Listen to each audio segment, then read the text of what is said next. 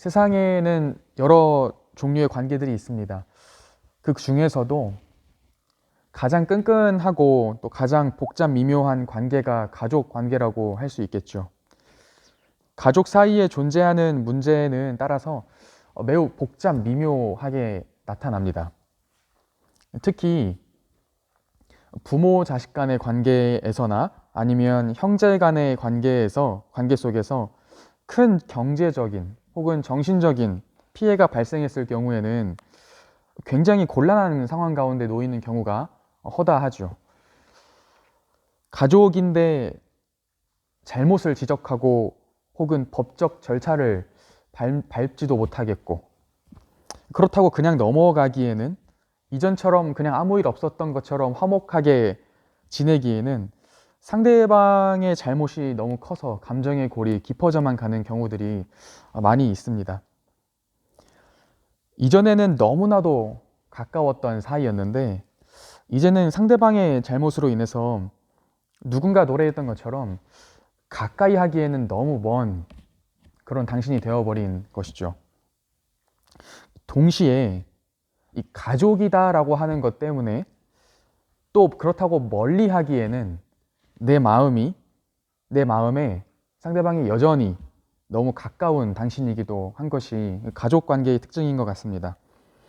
가까이 할 수도 멀리 할 수도 없는 딜레마에 빠지기 쉬운 관계가 가족 관계라고 하는 것이죠. 지금 다윗의 심정 또한 마찬가지입니다. 첫째 아들 암논이 치밀한 계획을 세워서 배다른 여동생 다말을 강간하는 사건이 발생했었죠. 이 사건이 발생하자 다말의 오빠 압살롬이 자신의 배다른 형, 다시 말해 다윗의 장자, 다윗의 첫째 아들 암논을 치밀한 계획 속에 암살하는 사건이 또 발생합니다. 그리고 나서 압살롬이 자신의 형 다윗의 첫째 아들 암논을 죽인 이후에 그술에 있는 자신의 외할아버지 집으로 도망을 가죠. 엄청난 죄를 짓고 자신의 아버지를 떠납니다. 그리고 나서 3년이라고 하는 시간이 흐르게 되죠. 그 사이에 13장 마지막 구절에서도 우리가 볼 수 있듯이 다윗은 이미 죽은 첫째 아들 암논에 대한 마음이 정리가 된 상태입니다. 그의 죽음을, 그가 죽었다라고 하는 것을 받아들인 것이죠. 그런데 이 아직 살아있는 압살롬을 어떻게 대해야 하는지에 대해서 지금 다윗은 딜레마에 빠진 것입니다. 왜냐하면 율법에 따르면 압살롬은 지금 사형에 처해야 마땅한 것이죠. 형제를 고의로 죽인, 살인한 살인자이기 때문에 그렇습니다. 하나님의 거룩하신 율법을 집행해야 하는 왕이자 또 그러니까 재판장으로서 다윗은 압살롬을 그렇게 쉽게 받아들일 수가 없었던 입장에 있었던 것입니다. 그렇게 하지 않으면 이스라엘의 공의가 무너지기 때문에 그렇죠.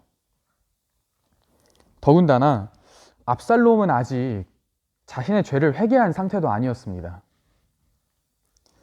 여전히 도망한 죄인이었죠.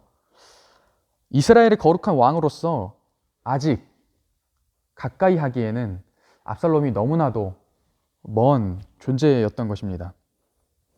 하지만 아버지로서 다윗은 압살롬이 여전히 자신의 사랑하는 아들이었던 것이죠. 뿐만 아니라 하나님의 언약대로 우리 사무엘하 7장에서 보았던 것처럼 하나님께서 세워주셨던 언약대로 영원히 폐하여지지 않는 다윗 왕조를 이어야 하는 다음 후계자이기도 했던 것입니다. 그래서 다윗은 지금 공의냐 아니면 자비냐 이 두 가지 사이에서 이도 저도 쉽사리 택할 수 없는 지금 난감한 딜레마에 빠지게 된 것입니다. 바로 이때 요압이라고 하는 사람이 다윗의 틈을 기가 막히게 비집고 들어오죠. 이 요압이라고 하는 인물은 우리가 사무엘 상하 계속 보시다 보면 다윗의 마음을 정말 재빨리 읽을 줄 아는, 정말 정치적으로 계산이 빠르고 눈치가 빠른 인물입니다. 이러지도 저러지도 못하고 고민하는 다윗을 위해서 나름대로 한 가지, 요압이 나름대로 한 가지 아주 치밀한 계획을 세우죠. 사람을 보내가지고 드고아라고 하는 곳에서 지혜로운 한 여인을 데려옵니다. 그 여인을 데려다가 옷을 입히고, 그러니까 변장을 시키고, 또 말해야 할 것을 또 연기를 지시하는 것이죠. 이제 이 드고아 여인이 다윗 왕 앞에서 이제 자신의 연기를 시작을 하게 됩니다. 상복을 입고 슬픔 가득한 얼굴을 한 상태로 이제 불쌍한 척을 하면서 이렇게 이야기하죠.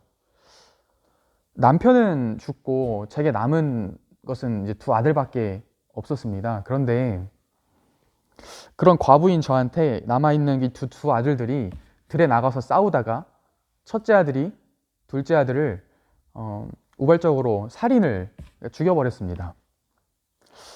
다른 가족들하고 또 마을 사람들이 이 소식을 듣고 이 작은 아들에 대한 이 피해 복수를 해야 된다라고 이 큰 아들을 내놓으라고 저한테 요구하는 게 아니겠습니까? 저한테 남은 건 이 큰 아들 이제 하나밖에 없는데 이 사람들이 이제 저한테 이제 하나 남아있는 숯불마저 끄려고 합니다. 저를 도와주십시오. 라고 다윗에게 이야기를 하죠. 이제 그러자 다윗은 이렇게 이야기합니다. 그 사람들이 너를 해하려고 하면 걱정하지 마라. 내가 너를 보호해 줄게. 라고 이야기합니다. 다윗은 지금 아직 이 여인이 진짜 무슨 말을 하려고 하는지 파악하지 못하고 있는 것이죠. 이 드고아 여인이 다윗 자기 자신의 이야기를 하고 있다라고 하는 것을 아직 눈치채고 있지 못합니다. 그러자 드고아 여인이 이렇게 이야기하죠. 왕은 왕의 하나님 여호와를 기억하사 원수 갚는 자가 또 다른 살인을 저지르는 것을 막아 주십시오. 그러자 이제 다윗이 이런 약속을 합니다. 내가 네 아들의 머리카락 하나라도 땅에 떨어지지 않게 보호해 주겠다. 다윗은 지금 복잡 미묘한 남의 집 가정 상황에 대해서는 어떻게 하는 것이 올바르게 하는 것인지, 어떻게 해야 하는 것인지 잘 알고 있었습니다. 그런데 정작 여전히 이것이 자기 이야기인 줄 모르고 있는 것이죠. 결국 오늘 본문에서도 볼 수 있듯이 드고아 여인이 결국 다윗에게 돌직구를 날리게 되죠. 13절입니다. 이렇게 이야기합니다. 제가 감히 왕께 한 말씀 올려도 되겠습니까? 해보거라. 그러면 어찌하여 왕께서는 이 같은 일을 계획하신 것입니까? 방금 왕께서 하신 그 말씀대로라면 왕은 지금 왕께서 잘못하고 있다는 것을 스스로 입증하신 셈입니다. 왜냐하면 왕께서는 지금 내쫓긴 그 아들 압살롬을 집으로 돌아오게 하지 않으시기 때문입니다. 라고 이야기를 하죠. 지금 다윗이 한 방 크게 먹은 것입니다. 좀 정신을 차리고 생각을 해보니까 뭔가 이상하죠. 이 듣도 보지도 못했던 이름도 알 수 없는 이 여인이 자기 집 상황을, 지금 자기 마음 상황을 너무나도 기가 막히게 잘 알고 있었던 것입니다. 그래서 이렇게 물어보죠. 숨기지 말고 한번 말해보아라. 요압이지? 요압이 시킨 거지? 라고 물어보죠. 드고아 여인은 솔직하게 말합니다. 맞습니다. 이 일의 형편을 좀 바꿔보려고 요압이 꾸민 일입니다. 이야기의 내막을 알게 된 다윗은 요압을 불러서 야단을 치지도 않습니다.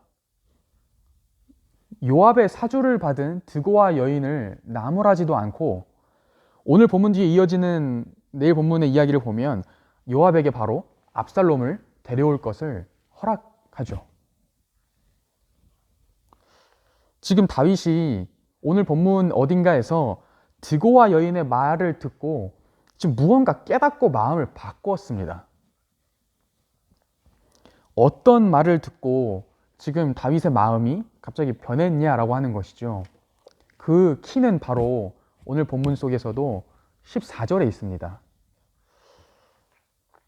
오늘 한번 14절을 한번 다 같이 한번 읽어보겠습니다. 시작. 우리는 필경 죽으리니 땅에 쏟아진 물을 다시 담지 못함 같을 것이오나 하나님은 생명을 빼앗지 아니하시고 방책을 베푸사 내쫓긴 자가 하나님께 버린 자가 되지 아니하게 하시나이다. 아멘. 이 말을 간단하게 설명하면 우리 인간들은 이미 엎질러진 물과 같아서 우리의 죄로 인해서 반드시 죽을 수밖에 없는 존재다라고 하는 것이죠. 우리는 그런 존재라고 하는 것입니다. 그런데 중요한 여기서 방점은 여기에 찍혀 있습니다. 그 다음에 찍혀 있습니다. 그런데 하나님은 생명을 빼앗지 않으시는 분이라고 하는 것이죠. 우리의 생명을 오히려 지켜주신다라고 하는 것입니다. 뿐만 아니라 방책을 베푸셔서 내쫓긴 자를 버리지 않으시고 자기의 자녀로 다시 맞아주시는 그런 은혜의 하나님이라고 하는 것을 이야기합니다. 이전에 있었던 암논이 다말을 범한 사건 이전에 있었던 다윗이 밧세바를 범한 사건 여러분 잘 기억하시죠? 사실 다윗도 자신의 형제를 죽였던 살인자입니다. 자신을 따르던 충신이었던 우리아를 전쟁 가운데 내보내서 가장 최전선에 배치를 하고 죽게 하죠. 하지만 하나님께서는 그 자신의 형제를 죽였던 다윗을, 그 살인자 다윗을 용서하시고 그에게 자비를 베푸시는 분이셨습니다. 하나님의 은혜로 하나님과의 관계를 다시 회복했던 경험이 있는 사람이었죠. 지금 드고와 여인은 하나님이 어떠하신 분이신가에 호소하고 있습니다. 그 하나님은 자신의 죄로 인해 하나님을 떠나버린 그 죄인과 함께 하실 수 없는 공의의 왕, 공의의 재판장이십니다.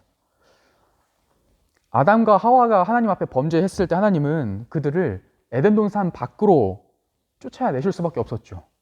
거룩하신 하나님께서 죄와 공존하실 수 없었기 때문에 그렇습니다. 그러나 그들을 그냥 내쫓지 아니하시고 그들에게 가죽옷을 입혀서 보호하셨습니다.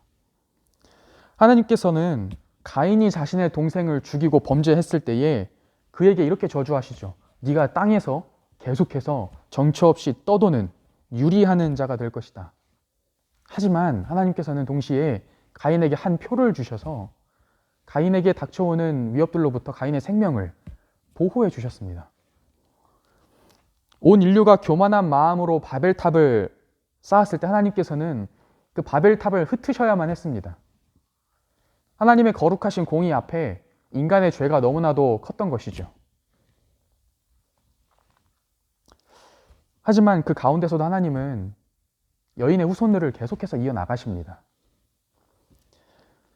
그러한 공의의 재판장이시지만 동시에 하나님께서는 내쫓긴 죄인들을 버리지 아니하시는, 다시 돌이켜서 회복시키시는 자비의 아버지셨죠.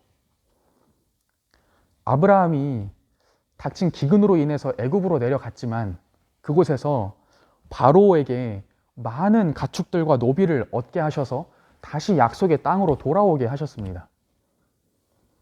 야곱이 에서의 분노로 인해서 도망다니고 쫓겨다녔지만 결국 다시 화해하게 하시고 돌아오게 하셨죠. 요셉이 애굽으로 팔려갔었지만 그곳에서 총리가 되게 하시고 또 그곳에서 나중에 이스라엘 백성들을 번성케 하셔서 이후 이스라엘 백성들, 요셉의 후손들이 다시 약속의 땅으로 돌아오게 하셨죠. 이후 이스라엘 역사를 보면 하나님께서는 동일한 일들을 행하십니다. 죄와 공존하실 수 없는 분이시기 때문에 이스라엘 백성들의 죄를 죄에 대해서 심판을 하시죠. 그들을 쫓아내십니다. 하지만 하나님께서는 다시 그들을 돌이키시죠. 하나님께서는 내쫓긴 자를 버린 자들로 남겨두지 아니하시고 다시 돌이키셔서 회복시키시는 은혜의 하나님이십니다. 다윗은 지금 자신의 인간적 한계로 인해서 공의와 자비 이 두 가지 사이에서 하나를 선택하면 하나를 포기할 수밖에 없는 지금 이 딜레마에 빠져 있습니다. 그런데 여러분 아십니까? 하나님께서 한 방책을 베푸셔서 이 두 가지 문제를 한꺼번에 해결해 주신 사건이 있습니다. 하나님의 방책, 하나님의 방법은 바로 예수 그리스도의 십자가 사건이었죠. 가까이 하기엔 너무나도 멀어져 버린 저와 여러분들을 찾으시려고 자신의 하나뿐인 독생자 예수 그리스도를 이 땅 가운데 보내셨습니다. 우리와 가까이 하고 싶으셔서 우리의 죄를 그에게 대신 지으시고 우리가 받아야 할 형벌을 그가 감당케 하셨죠. 예수님의 십자가를 통해서 성경은 하나님 아버지께서 우리를 향하신 그분의 사랑을 확증하셨다. 그분의 자비를 확증하셨다라고 이야기합니다. 그 십자가에서 하나님의 공의와 하나님의 자비가 만난 것이죠. 하나님의 은혜는 여기서 멈추지 않습니다. 우리와 너무나도 함께하고 싶으셔서 하나님께서는 부활 승천하신 예수 그리스도의 영, 성령을 우리에게 보내셔서 아예 그냥 우리 안에 들어와 버리셨습니다. 더 이상 떠돌이 살인자가 아니라 그 아들과 함께 예수 그리스도와 함께 연합한 하나님의 자녀로서 살아가게 하셨죠. 오늘 본문을 보면 오늘 본문 속에 나오는 드고와 여인은 사실 우리가 앞에서 봤던 12장의 나단 선지자와 참 비슷합니다. 둘 다 비유를 통해서 다윗의 마음을 돌이키죠. 그런데 여기엔 큰 차이가 하나 존재합니다. 바로 누가 보냈는가 하는 그 차이입니다. 12장 1절에 보면요. 나단 선지자는 그냥 자기가 제 발로 온 것이 아니었습니다. 여호와께서 나단을 다윗에게 보내시니 라고 기록합니다. 그런데 오늘 본문 14장 1절과 2절을 보면 이렇게 기록합니다. 스루야의 아들 요압이 드고아의 사람을 보내서 지혜로운 여인 하나를 데려왔다. 요압이 한 일이었죠. 다시 말하면 요압의 방법은 하나님의 방법이 아니라 사람의 방법이었습니다. 결론적으로 보면 압살롬이 돌아오긴 하죠. 떠나있던 압살롬이 돌아옵니다. 그런데 문제는 그럼에도 불구하고 압살롬은 끝까지 회개하지 않는다라고 하는 것입니다. 겉으로는 다윗과 아버지와 화해한 것처럼, 겉으로는 아버지의 관계가 회복된 것처럼 보였습니다. 그런데 마음엔 여전히 증오와 불만이 가득했던 것이죠. 자신이 형 암논을 죽였을 때처럼, 그 계획을 세웠을 때처럼 상대방에 대한 이 적개심을 꾹꾹 숨기고 있는 그런 모습을 우리가 보게 됩니다. 그래서 뒤에 가면 결국 다윗에 대하여 반역을 일으키죠.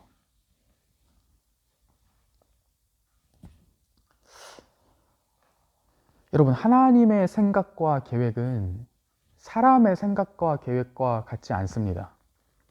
오히려 정확하게 이야기하면 하나님의 생각과 계획은 인간의, 사람의 생각과 계획을 훨씬 능가합니다.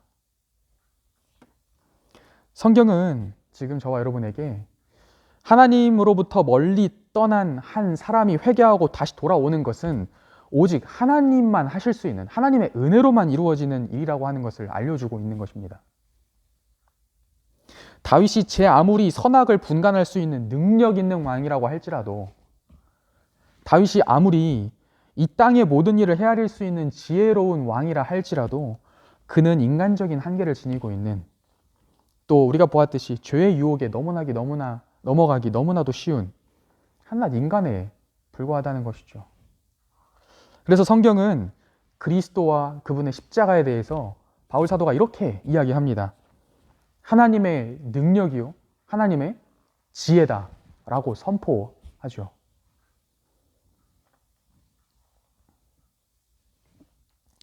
오늘 어제 저희가 추수감사 주일을 보내고 오늘 달력으로 치면 Thanksgiving Holiday라고 써져 있습니다. 그냥 문자 그대로 옮기면 감사를 드리는 휴일이죠.